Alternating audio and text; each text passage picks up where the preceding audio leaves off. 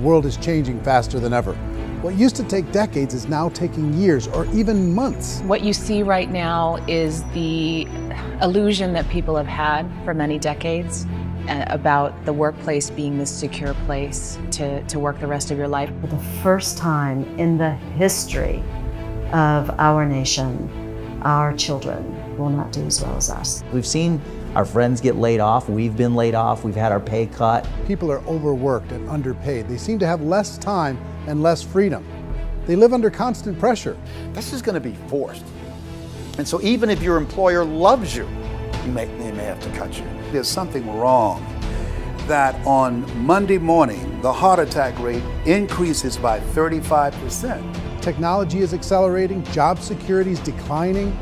It just doesn't seem like the old models of making a living are as reliable as they used to be. Every aspect of our lives, there's a better way out there, but we're still doing it the old way. We live in the greatest country on the planet, and there are a lot of people sitting around complaining and being cynical. Like everyone's whining about this old model, and I'm like, why don't you leave it? Look at all this over here, look at all this opportunity. Since so much of our lives revolve around our work and the way we make our living, many people are thinking there just has to be a better way. The biggest challenge facing our world today is not making money, is what are we going to do with all the displaced, unemployed people? People are afraid that they're going to make the wrong decision. People are afraid of the unknown. People are afraid that maybe I don't have the skills. Hey, sports fans, industrial age is over. It's dead. It's dying. That's why going to school to get a job is an obsolete idea. A steady paycheck is an industrial age idea.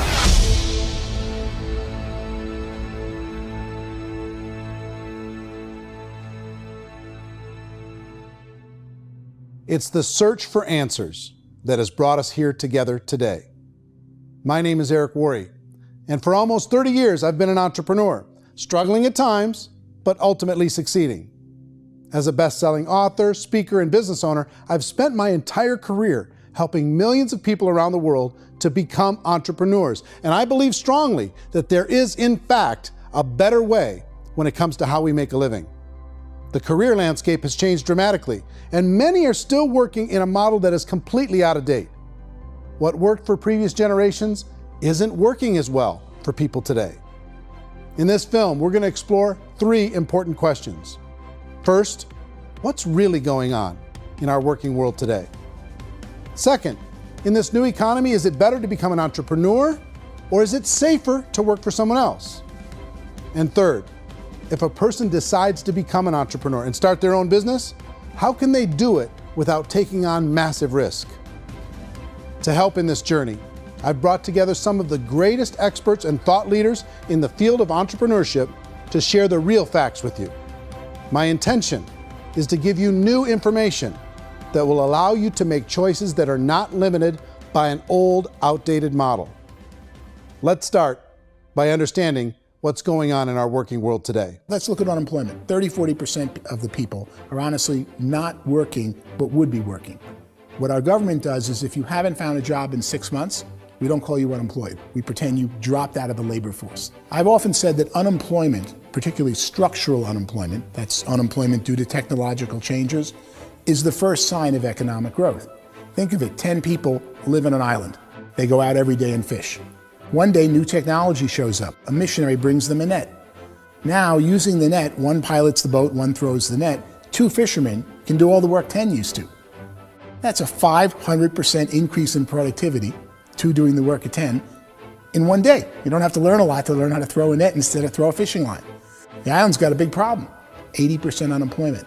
But the island still has all the wealth of the fish because the 2 people produce as much fish as 10 did.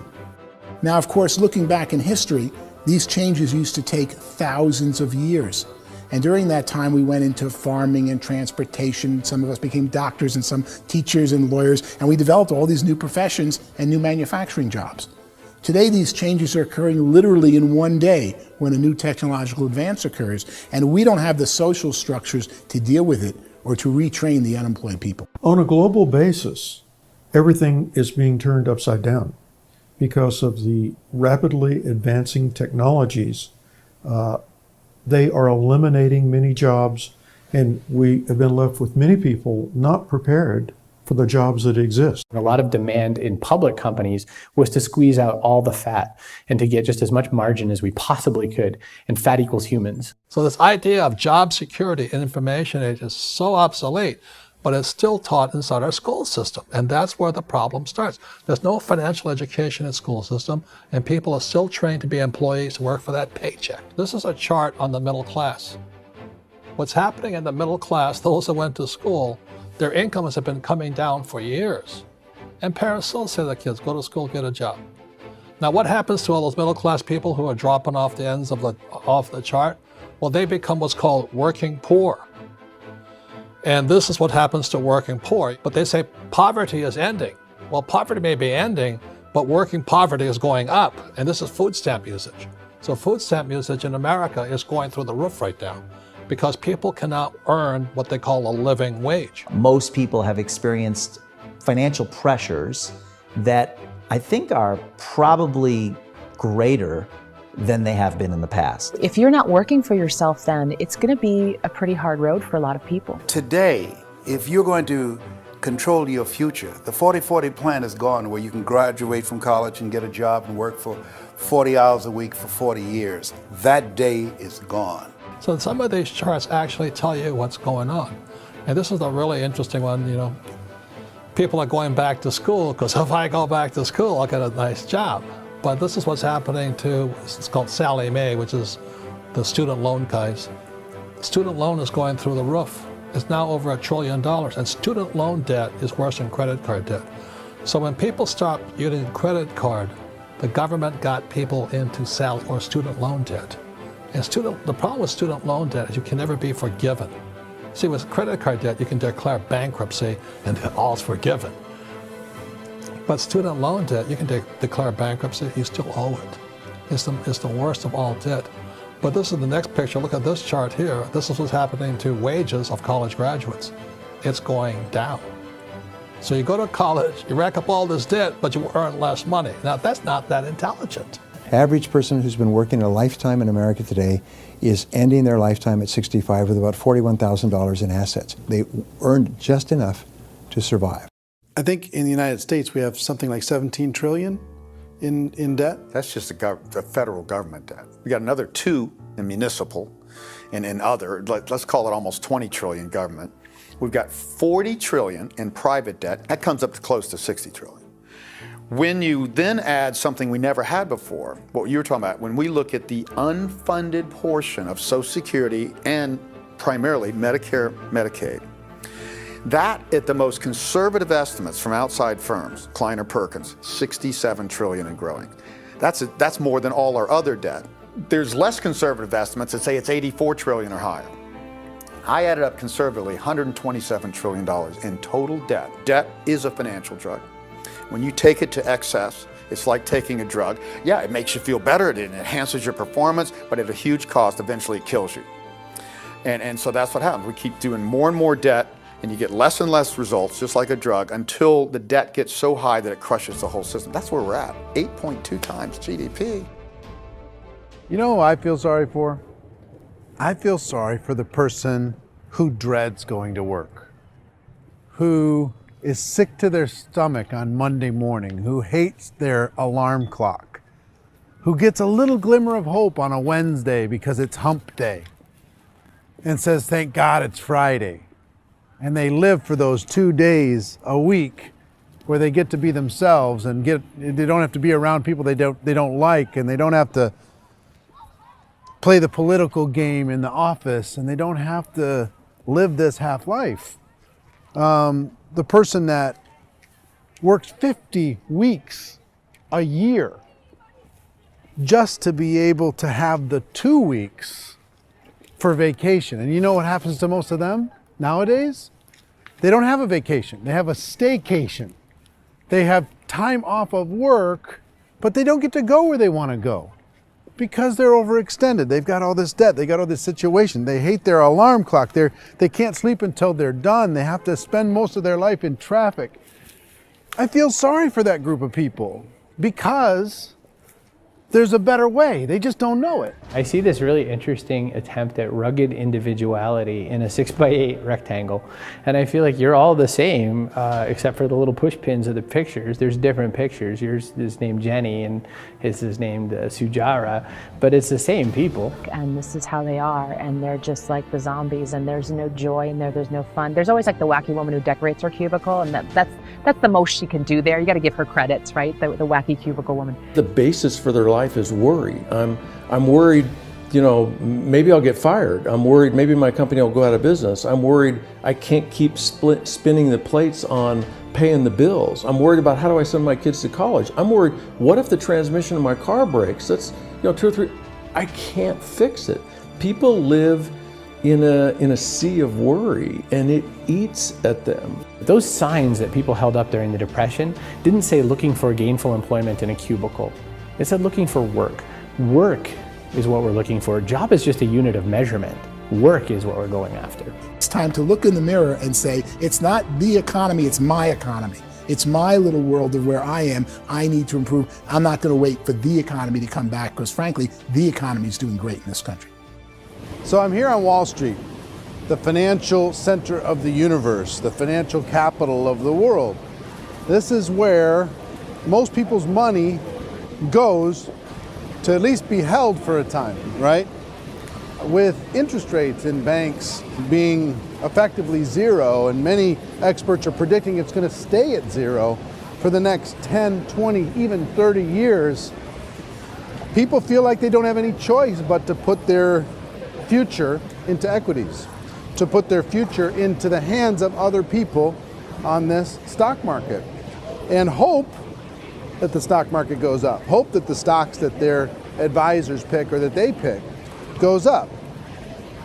That's one way to go, I guess. It's my personal belief that if you put your future into the hands of yourself, in other words, you have earning power by yourself, I think you're a better investment than these guys. I think controlling your future is a better option than handing over your retirement to these guys. The average household income in the United States is approximately $50,000 a year, what they call the middle class. To reach the top 25% of income earners, you'd need to earn at least $90,000 a year. To reach the top 10% would be a household income of $140,000, the top 5%, $190,000, and to be in the top 1%, you'd need a combined household income of at least $380,000 a year. So here's the question. What do you think would give you the best chance to move up and get to the top 10%, the top 5%, the top 1% or beyond? In my opinion, and in the opinion of many, many experts, the answer is to become an entrepreneur, to become your own boss. I think you have to be a business owner. I can't, the only time I ever say to someone it'd be great to be an employee is when they've already told me they've surrendered. I only tell people who are wounded spiritually that they should be an employee. And it's that feeling that you get when you pick up the backpack off the little Cub Scout and say, "Don't worry, little guy, we'll get you back to the camp." You know, it is in no way a kindness when I tell someone they'd be a great employee. The other status symbol really increasingly is lifestyle. I mean, people can own their own business, maybe even work out of their house. That, I tell you, people admire that, like, gosh, I wish I could do that. The spirit of the entrepreneur is to be a risk taker and to be resourceful and unstoppable and to have a vision of yourself beyond where you are and not willing to settle for life as it is. Think about the great entrepreneurs. They're visionary. They have heart. They're willing to do today what others won't so they can do tomorrow what others can't. Personally, I don't think of the new economy, the old economy. I create my own economy. The entrepreneur's in control. I decide what the economy is going to be like. In the world of entrepreneurship, there are no limits. You can make as much as you want, depending on how much you want to work and how smart you are and how great a team you put together. There's no more lifetime rewarding business than being an entrepreneur. Why in America, where anyone could be anything, would people want to give up their freedom and become effectively a modern-day slave, told shut up and be here every morning at 7:30, leave at 5:30, and do what I tell you? If people decide to become an entrepreneur and work for themselves, They have some traditional options, but they're riskier than you might think. Any kind of a retail business, retail build-outs is extremely expensive. Even just these small little yogurt stores where they're putting little yogurt machines and you get all the different flavors, you're spending $200,000, $300,000, $400,000 to open a yogurt shop. I would love to buy a Dunkin' Donuts, but it's $500,000 or so to start. I don't quite have that just in case money. Risk you can lose it all, and most guys do 2 or 3 times, and even big guys like Branson, because I'm such a fan of his, half his companies don't work. You make $1 million, your problems are gonna go. If you make $1 billion, your problem's really gonna go. Just the opposite. You and I know when you're making $1 million, you got $1 million responsibilities. You make $1 billion, you got 1,000 times $1 million responsibilities. And most people say, I'd love to be my own boss. 70% of Americans would love to be their own boss, according to recent polls. But they don't know how to get there. Because what are you gonna do? One, you could buy an existing business. If somebody's selling an existing business, you have to ask why. Usually because it's probably hard. It's probably not making as much money as they hope. 2, they could buy a franchise. A little less risk, proven system, but it's expensive to be able to do that. 3, they could start something from scratch. And that's where a lot of people feel like, I don't have the chops to do it. I don't have the money, I don't have the product idea, I don't have the expertise, I don't have whatever it's gonna take to be able to get there, and I can't risk my family to do it. So, 4th, they could become an investor. A lot of people in this town invest to try and figure out a way, but you gotta be pretty smart with that game too, right? Venture capitalists, who are the very best and most sophisticated in investing in new breakthrough businesses, make it on 1 out of 11. That means 10 out of 11 are mediocre or fail. Most of them fail. That's the risk there. An angel investor is lucky to get 1 out of 15 or 20. A business is a team sport. Like, I have to have accountants, I have to have engineers, I have to have system designers, I have to have sales, marketing, I have to have accounting, I have to have mission statements, I have to have legal and all that. The average Joe Schmo, even me, I go out there, I don't have the skills to put a business together. I think the bottom line for the 4 traditional options is they take money, sometimes a lot of it. They take expertise, and they take time. All of that adds up to just too much risk for most people. I bought a business from somebody else and it was a lot of work. And you start wondering, what did I just buy? Because I guess ultimately I own your email list and I just overpaid for it. People that start their own business, they spend a lot of money, they spend a lot of time, a lot of effort to get things started. And the more you invest on the upfront, the harder you typically work at it. I can tell you what the success rate is of a restaurant. What is it? They're crazy enough. About 90% of them fail. About 90%, in how quickly? Year less. Wow. And if we're talking non-franchise, we're talking franchise, Sure. That's totally different. Yeah. But our students aren't getting franchise restaurants. You gotta invest big money. Exactly. And with someone like McDonald's, you've had to work with the company for a long period of time, really know the To even have a business. chance at investing $1 million. Have a chance, and it's a slim chance. What if there was a way that you had all the proven aspects, the comfort aspects, and you could still control your own life? What if there was both? In other words, you didn't have to create everything from scratch. You didn't have to be a super leader. All you had to do, what if there was a proven product already? You didn't have to create the product. And there's a proven system already, proven training already. Everything except an employer. That was the only thing that you didn't have. Do you think more people would be open to working for themselves in that environment? In our search for a better way to make a living, we've come to the conclusion that becoming an entrepreneur is actually safer than being an employee. And through our look at the entrepreneurial options, one particular path kept coming up from expert after expert. And I think most people will find it surprising because it's certainly a non-traditional business model. That model is for people to start their own business and become an entrepreneur through the creation of a network marketing business. Some people call it direct selling because the product is being sold directly from the manufacturer to the end consumer, cutting out the middlemen. Other people call it multi-level marketing, or MLM, because there are multiple levels of commissions paid. The most common term today is network marketing, because network marketing best describes using a large group of independent distributors, independent entrepreneurs, to move a product or service more efficiently. So my friend here, Donald Trump, and I, we always write about the network marketing industry. And the reason we support the network marketing industry is because it really is a business school for entrepreneurs. Because most people come out of school looking for a paycheck. Oh, that's terrible. I went to network marketing like that. I think if it didn't exist, we should invent it. It is that good. I think direct selling is a great way to do business today. It's very easy to get into that industry, and you can be self-employed, be in effect an entrepreneur. When we see multi-billionaires adding network marketing companies to their portfolio of companies, that would be a clue. When we see people who are very famous authors and very famous business people endorsing the industry, that would be a clue. These network marketing companies aren't $50 million companies, they're billions and billions of dollars. They lead the stock market, they're major companies. When we're going to get it?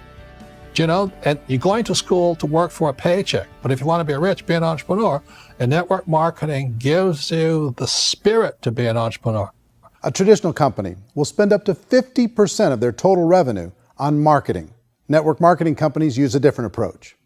Instead of having all that extensive marketing expense, they utilize a network of independent distributors to do the marketing for them.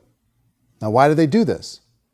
First, because word-of-mouth advertising is so much more effective today than traditional media advertising. Second, some products need to be explained or demonstrated, and an independent salesperson can do that more effectively than an ad campaign. Third, it's completely efficient. The company only pays for the marketing of their product if a sale happens and not before.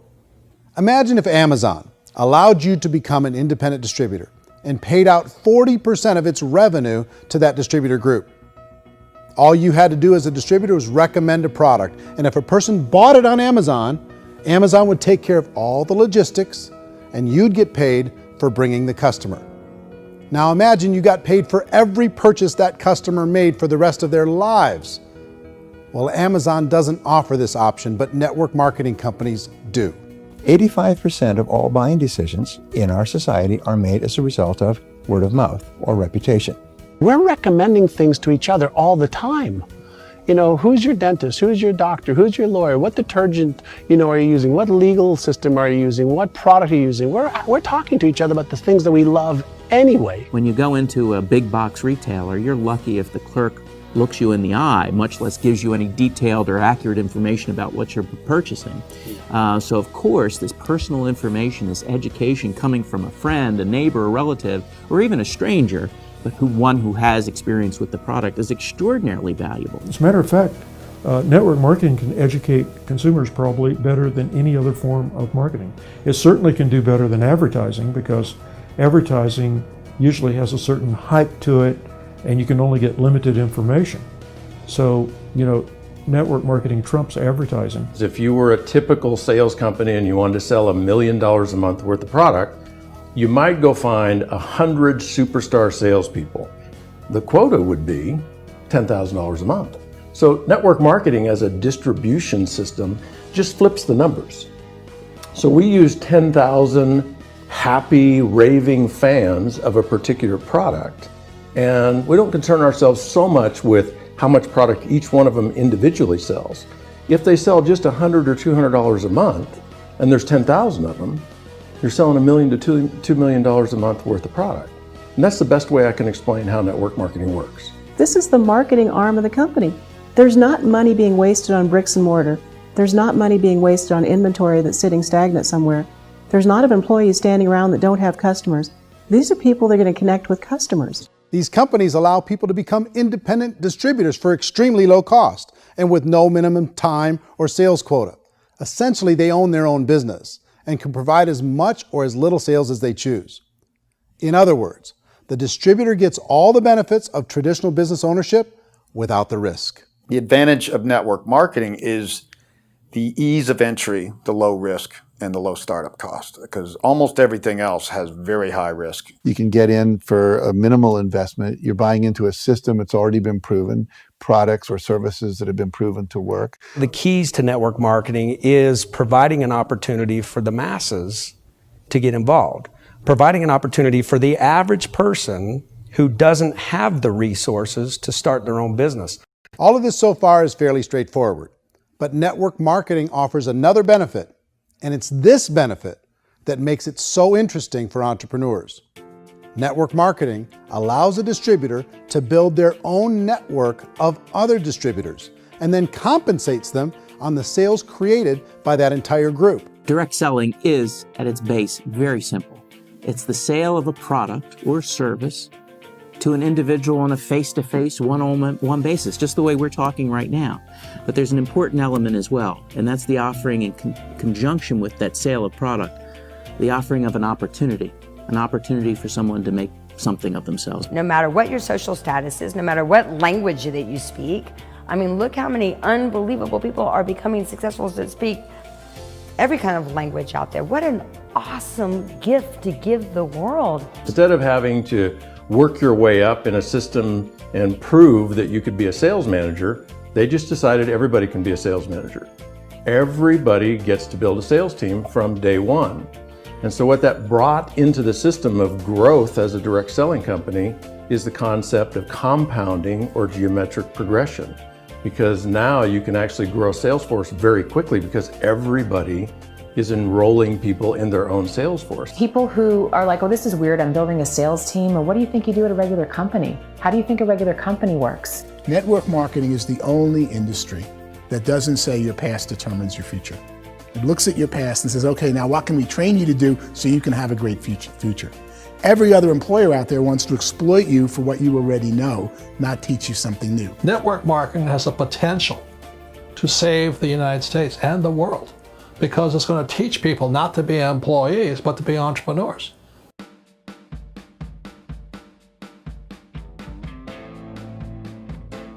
According to the Direct Selling Association, if you add up all the network marketing companies around the world, they combine to do over $178 billion a year in retail sales. To give you an idea of how big that really is, the NFL, the National Football League, does approximately $9 billion a year. The music industry does a little more than $16 billion a year, and the movie industry does about $80 billion a year. Using a conservative average, network marketing companies pay their distributors about 40% of that $178 billion in the form of commissions, which adds up to more than $71 billion a year. That's almost $6 billion a month. It's almost $200 million in commissions every single day. So it's certainly working, and people are making serious money in network marketing. With the growth of the direct selling industry over the last 10, 15, 20 years, we've seen a broader understanding of the channel.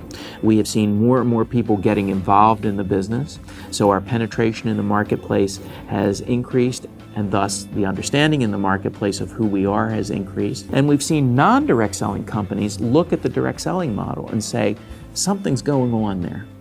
People are making money. Companies are being profitable, individuals are being motivated, product is being delivered to market. Maybe we should explore this. Some people think only the people at the top make money. Well, let's take a look at that as well. In the network marketing profession, there are roughly 500 people in the world who earn over $1 million a year. If you round that number up to $2 million a year, that adds up to about $1 billion a year. That takes the $71 billion paid out each year down to $70 billion. So where does the rest of the money go? The vast majority goes to part-time people making anywhere from a few $100s a month to many thousands of dollars a month.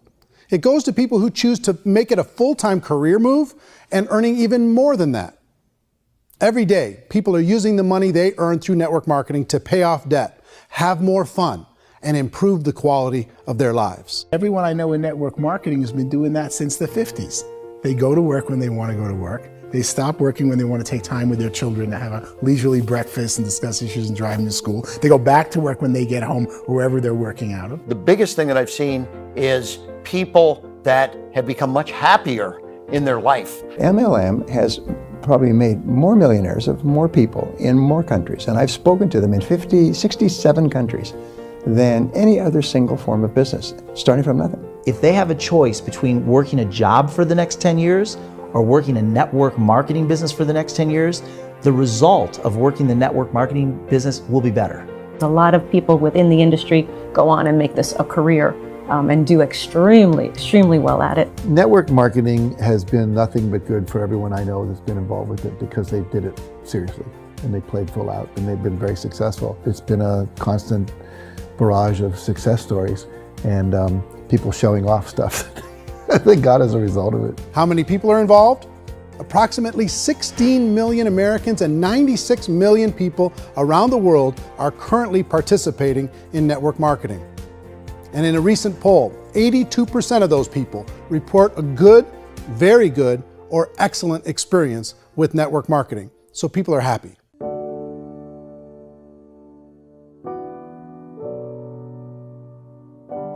So I've taken a look at the network marketing profession and really tried to understand why so many people are confused as to the validity of this as a business. One is this pyramid shape. People get really messed up with this pyramid. Oh, it's one of those pyramid things. So I just think there are a lot of haters out there who really don't understand the industry and say, oh, it's a get-rich-quick scheme.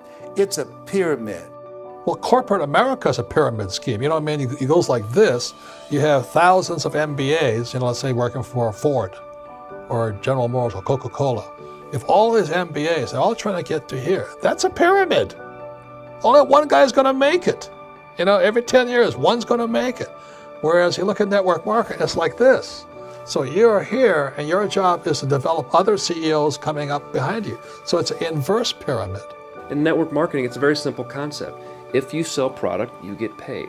It is paid based on production. There is no first mover's advantage. There is no investment component where the more somebody spends, the more they're entitled to make. So the two are polar opposites of each other. Doesn't matter what shape the company is or the compensation plan is shaped, whether it's a circle or a pyramid or a triangle or a trapezoid, it doesn't matter. If compensation is coming primarily from recruitment, then you've got a problem. On the other hand, if an operation is basing their compensation to participants on the basis of sales, even when those sales are generated by people you've recruited, well, then you're a perfectly legitimate enterprise. That's the legal test, it's the practical test. Another issue that's been true in the past that is no longer true now is people used to be in network marketing loaded up with products that they couldn't sell and they ended up a loser. They ended up with a bunch of product in their garage, they ended up with a bunch of products sitting in their kitchen shelves or whatever, and they thought they could sell it and then they weren't willing to or able to sell it and they ended up with a bunch of stuff and they were bitter about it. There was this thing called front loading where you had to buy if you bought $25,000 worth of product, you got better commissions and all this. Today, it's almost all done by computer. It's direct mail, comes from a warehouse somewhere else. You don't have to have all this inventory. You don't have to stock up. It's a paperless world now. Most of it's done online. You have a back office. It really works. And I mean, the technology has changed everything. Third issue is people start talking about 99% of people in network marketing don't make any money. Well, we've talked about that over the course of this journey together.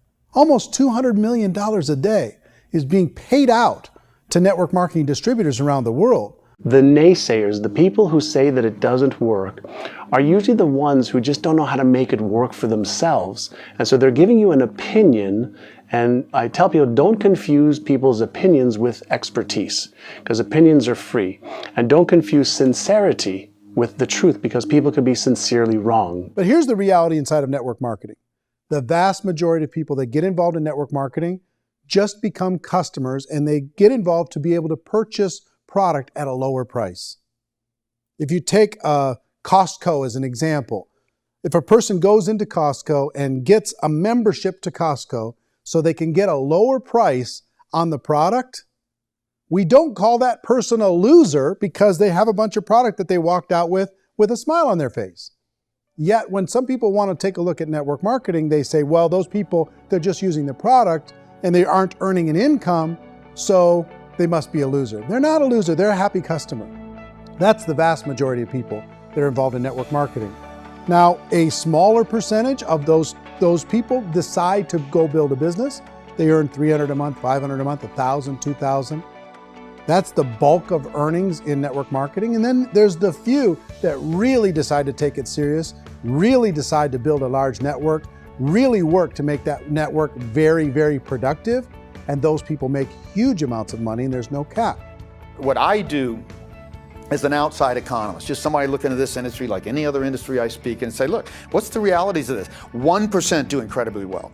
10% generate some additional income at pretty low risk and effort, that's not, and 90% of people roughly end up customers. One thing that I think is real when it comes to people's perceptions about network marketing is people put this, and distributors, I think, involved in network marketing have some responsibility for this. They have sometimes unrealistic claims about the product or about the income. Most people who become distributors, they want the money, they want to be successful, but they don't have the skills. They don't know what to do. And when people don't know what to do and they're in a new business, they're scared. And when they're scared, they panic and desperation kind of sets in. So they think everyone they talk to has to get in. So if I talk to you and you say, well, no, I don't have time to do that, they're like, no, I need you. You have to do this or I won't be successful. So I start clawing on you. I start that desperation. So then I start making claims about the product, which are not appropriate, probably not even true. Or I start saying, oh, let me show you how you can make all this money and you don't have to do anything, Eric. And so you just totally misrepresent the opportunity, and you're clingy with people because you think you need everybody to be successful, and you don't. You know, one of the messages that I try to deliver most forcefully to companies as well as salespeople in direct selling is that you don't have to overpromise. The reality is in network marketing, there's a lot of hard work involved. There's a lot of effort. You're going to have to develop yourself. It's a business like anything else. It's going to take some time, but in my opinion, it's better.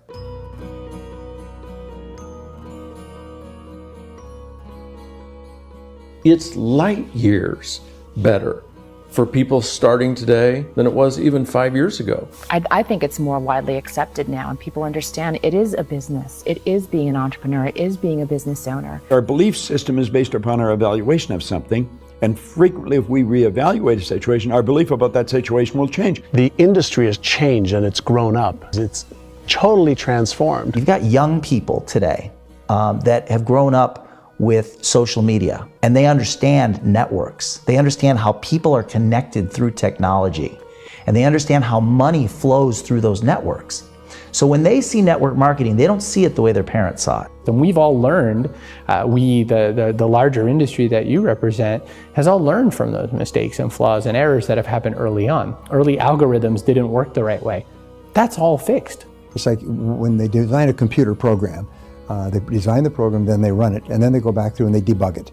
The MLM industry has been debugged. This is the day of being virtual, being able to run a business from your mobile phone. I mean, it's incredible. Companies are getting smarter.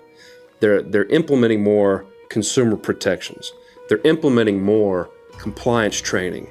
They're doing more with respect to product research. If you do get involved and you make purchases of inventory, even on a voluntary basis, if you decide that this business is not for you, you can leave and have that inventory repurchased by the company. There's no other business that offers that kind of protection on a voluntary, self-regulatory basis.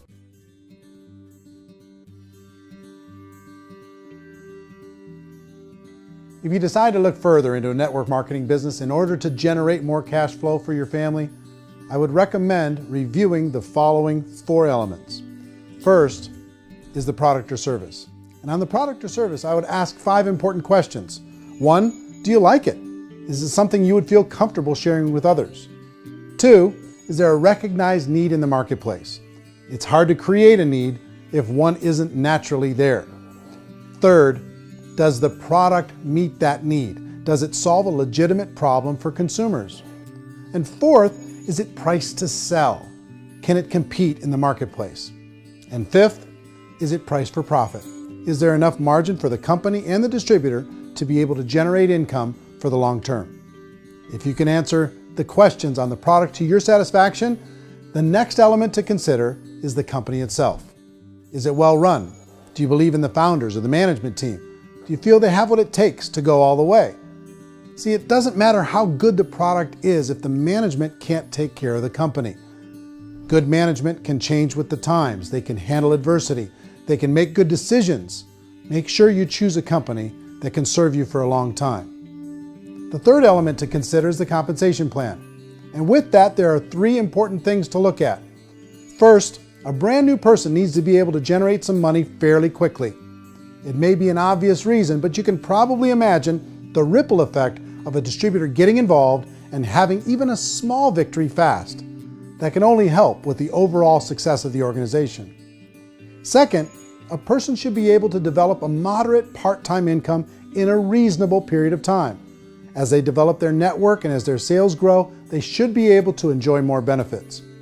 And third, for the people who are really serious, for those who decide to really go pro in the network marketing profession, there should be the possibility to make a serious full-time income if they work hard and are committed to developing their skills.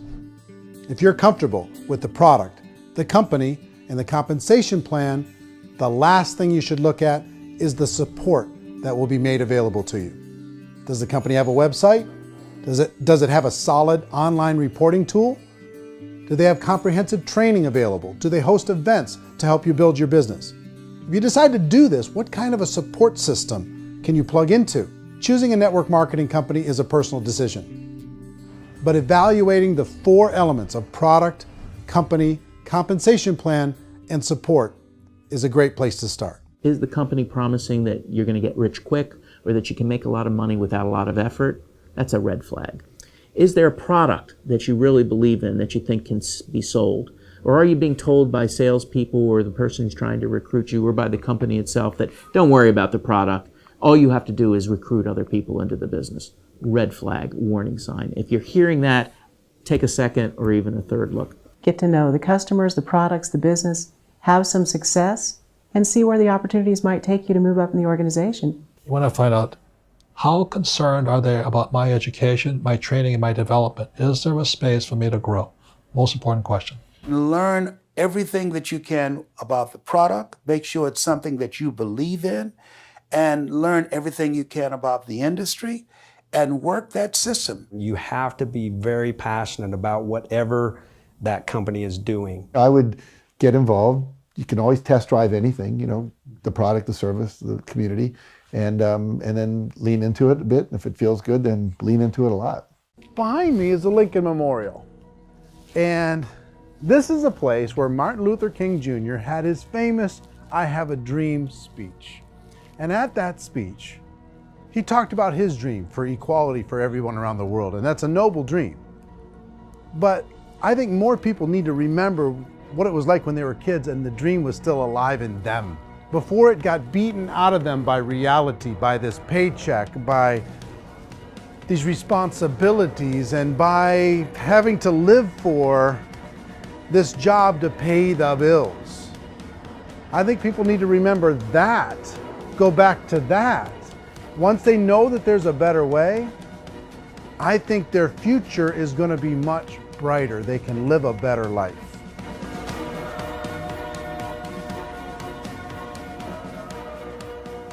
So if you're considering getting involved in a network marketing company, let me offer you just a few pieces of advice.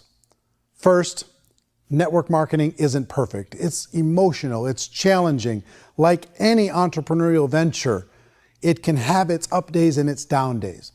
But if you have an entrepreneurial bone in your body, it's just better. Second, if you're gonna do it, decide to be professional. Decide to go pro. It's better to do that than just be this amateur sticking your toe in the water. Third, as any professional, you're gonna have to learn some new skills. And I promise you, inside of the network marketing profession, they're not too difficult to learn. Fourth, like anything worthwhile, it's gonna take some time. Don't expect that you're gonna get to the finish line right out of the gate. And fifth, it's worth it. It's worth it to be able to take charge of your life again. It's worth it to be able to control your own financial situation. It's worth it for the people you're going to be able to spend time with. It's worth it for the things you're going to be able to see and the experiences you're going to be able to experience. It's worth it for the causes you're going to be able to contribute to, the lives you're going to be able to touch, the customers you're going to be able to help. the friendships you're going to be able to develop. I promise you, it's worth it. Remember, most people are searching for answers just like you are. But I do have to tell you the catch to network marketing. If there is a catch, if you want to understand this from an emotional point of view, people say, well, it sounds too good to be true. It's not, it's hard work. But here's the catch. Most people still don't understand it. So you're going to have to endure the loss of social esteem from ignorant people. The uneducated will think less of you. Now, if you can handle that, you're on your way. If that's going to destroy you, you know what? Entrepreneurship in general probably isn't in your future. If you can face that catch, you can become unstoppable. I want everyone to really contemplate this if they're not in network marketing. You're in a job, you probably have a mortgage, you have rent, you have debt, whatever's going on. You're in a prison. You work just hard enough to keep them from firing you, and they pay you just enough to keep you from quitting. Come on! I've been there, done that, and bought that t-shirt. In network marketing, if you run into failure, it's really just a homework lesson for yourself. There's no one to blame. You really have no excuse not to be successful. You just don't. People don't want to hear that, but there's so much available to you. If you want to be a good network marketer, be a student to the people above you, be a fellow traveler to the people on the same level, and be a teacher to those below, and know when it's appropriate to do which. People who are not afraid of asking people to buy things, or not afraid of persuading people with a chance they may say no, these people own the future. Nothing happens until something moves. So you got to go move, you got to go do something, or nothing's going to change in your life. In the beginning, you're going to do a lot of things that you don't get paid for. But as you go down the road, you get paid for a lot of things that you don't do. And your job is rehabilitate the spirit, the entrepreneur spirit in all of us. Get it back. Either give it a strong yes or a strong no, but no wishy-washy, dilly-dally stuff in the middle. There's dreams and there are nightmares, but I believe that the biggest nightmare of all is when you don't pursue your dream. You're going to see some monumental growth in this profession. It's an exciting, exciting time to be involved with the network marketing profession. The next 10 years, I see just exponential growth. When that tipping point comes, it's not a matter of asking somebody, have you ever heard about network marketing? You're really asking them, which company are you building your wealth in? We are here to fix the world, to improve relationships with other people, to improve other lives. And the real reward comes as an entrepreneur at any level from teaching somebody something and watching them soar. There is no greater reward.